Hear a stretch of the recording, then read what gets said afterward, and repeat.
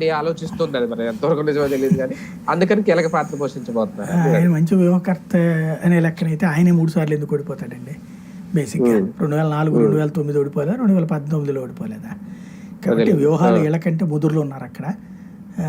ఇంకోటి ఇక్కడ కూడా పవన్ కళ్యాణ్ వ్యూహం ఆ లెక్కనైతే కనుక మొన్నటి గెలుపులో కీలక పాత్ర పోషించింది. అలాంటిది ఏం లేదు, పెద్ద రకంగా ఇస్తే విలువ ఇవ్వాలి కానీ వాళ్ళు వాళ్ళ నెత్తిన ఇప్పుడు ఇవ్వట్లేదు కదా.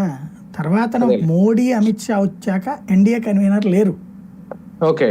అట్లాంటి కాన్సెప్ట్ ఈవెన్ మీరు చూడండి, ఎన్డీఏ కూటమి కూడా ఇప్పుడు అదే కదా గొడవ.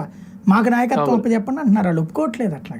ఎందుకంటే United front, national front, NDA ఈ కన్వీనర్లతో అసలు వాళ్ళు నష్టపోయారు ఆ రోజు, కాంగ్రెస్ అయినా బీజేపీ అయినా. అందుకని ఇప్పుడు ఎవరికి ఇవ్వట్లేదు. ఇంకొకళ్ళకి ఇంకోటి ఏంటంటే చంద్రబాబు గారికి ఇదివరకటి ఉన్నటువంటి పలుకుబడి లేదు ఇప్పుడు. ఇప్పుడు ఇదివరకైతే మమతతో మాట్లాడేసి వచ్చేయని చెప్పడము, లేకపోతే నేషనల్ కాన్ఫరెన్స్తో మాట్లాడి వచ్చాడు.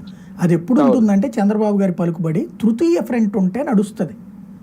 అప్పుడు అటు అధికారంలో ఉన్నోడికి సీట్లు తగ్గితే చంద్రబాబు మాట్లాడుకుంటే చంద్రబాబు ఈ ఫ్రంట్లో ఉన్న వాళ్ళనే కదా చీల్చుకెళ్ళింది. అటుకి ఫ్రంట్లో ఉన్న వాళ్ళనే చీల్చుకెళ్ళి ఎన్డీఏతో కలిపాడు ఆయన.